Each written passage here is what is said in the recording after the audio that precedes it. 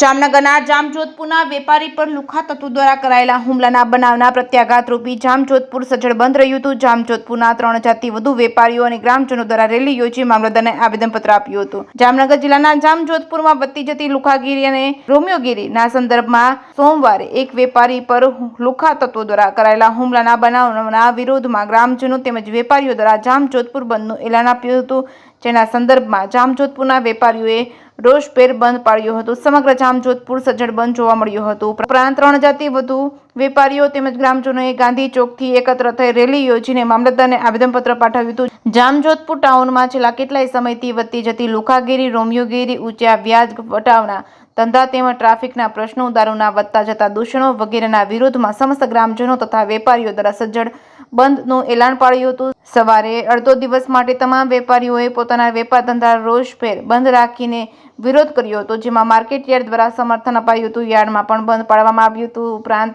3000થી વધુ વેપારીઓ અને ગ્રામજનો સવારે 10:30 વાગે ગાંધી ચોકમાં એકત્ર થઈ ગયા હતા। આક્રોશભેર રેલી યોજવામાં આવી હતી। મામલતદાર કચેરીએ પહોંચી માથાભારે શખ્સો સામે કાર્યવાહી કરવાની માંગ સાથે વિસ્તૃત આવેદનપત્ર આપ્યું હતું।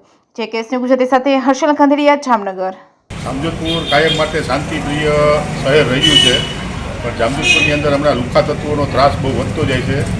2 દિવસ પહેલાં શનિવારના રોજ જે દુકાનની અંદર હિચકારી દુકાનની અંદર ઘૂસીને હુમલો કર્યો એ ખરેખર બહુ નિંદનીય બાબત છે। આને હિસાબે જામજોધપુરમાં એક પ્રકારનો રોષ તમામ વેપારીમાં, કોઈ જ્ઞાતિવાદ કે એ સિવાયનો રોષ સમગ્ર વિસ્તારની અંદર મૂકી વીઠો અને સ્વયંભૂ બધા ભેગા થઈ અને નક્કી કર્યું કે કાલે મામલતદાર સાહેબને આવેદનપત્ર આપવાનું છે અને ગામ બંધ રાખવાનું છે। આની અંદર સ્વયંભૂ લગભગ 5000 માણસો જેટલા, 4 થી 5000 માણસો રેલી સ્વરૂપે મામલતદારને આવેદનપત્ર આપ્યું અને એક પણ ખૂણાની અંદર એક પણ દુકાન ખુલ્લી નહોતી। આ જામજોધપુરનો લગભગ પહેલો ઇતિહાસ હશે।